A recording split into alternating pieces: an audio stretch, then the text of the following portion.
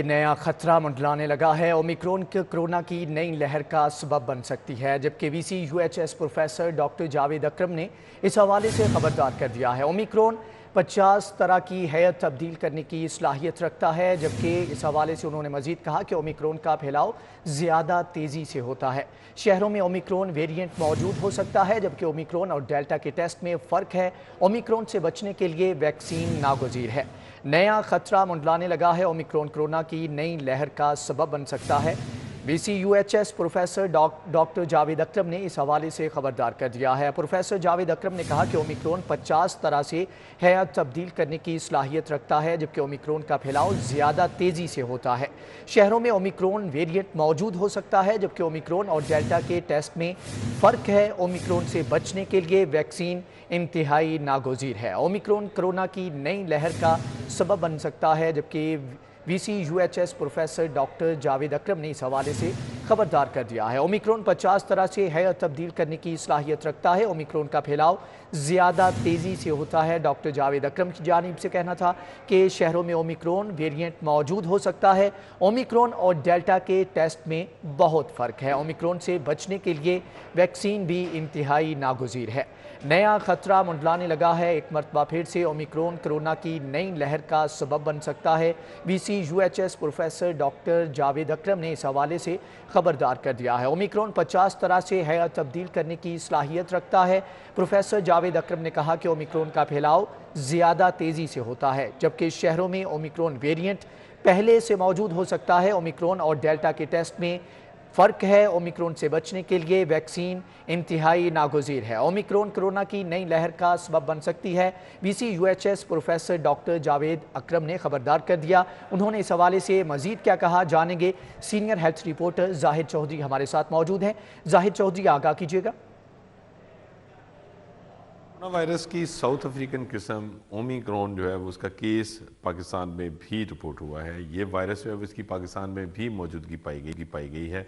क्या सूरत हाल है इस वक्त, और इस ओमिक्रॉन जो वेरिएंट है कोरोना वायरस का, इसकी मौजूदगी के बाद जो है वो अब क्या स्टेप्स लिए जाने चाहिए, किस तरह की जो है वो खदशात इससे जो है वो अब उनका सामना हमें करना पड़ सकता है।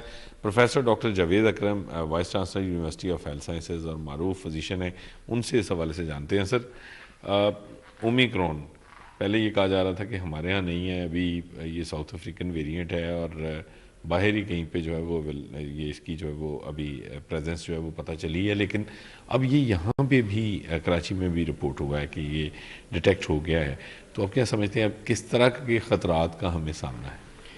बहुत शुक्रिया चौधरी साहब। देखें, ओमिक्रॉन पाकिस्तान समेत 57 ममालिक में इस वक्त मौजूद है और 24 नवंबर 2021 को ये वजूद में आया और सबसे पहला केस रिपोर्ट हुआ साउथ अफ्रीका से।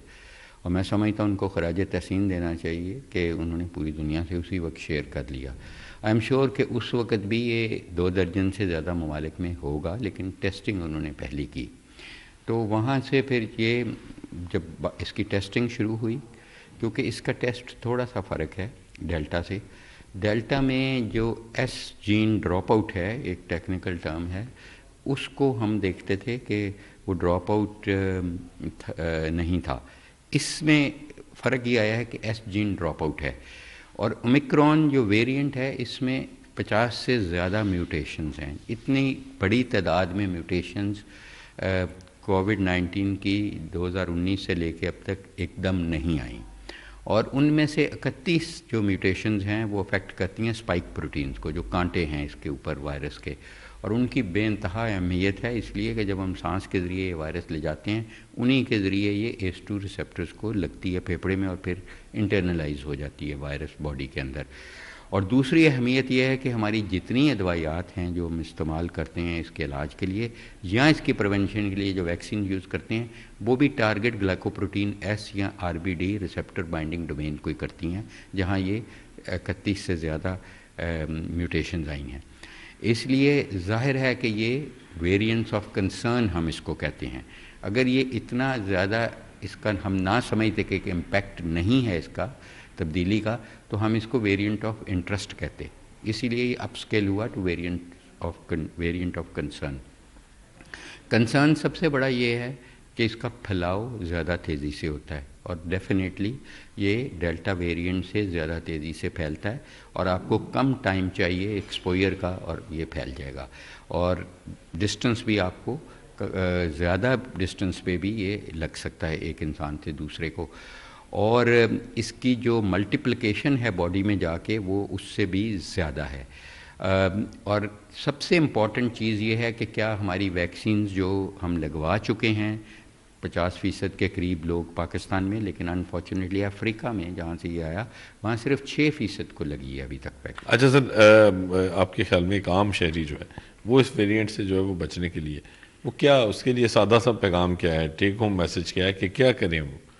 دیکھیں چوہی صاحب، سب سے امپورٹنٹ میسج یہ ہے کہ خدارا اپنے جس نوکر نے، جس ڈرائیور نے کوئی ابہام میں پڑا ہوا ہے یا اس کو اویلیبل نہیں ہے، خدارا اس کو channel 24 city network group ہم سب مل کے ڈھونڈیں اور اس کو ویکسین لگوائیں۔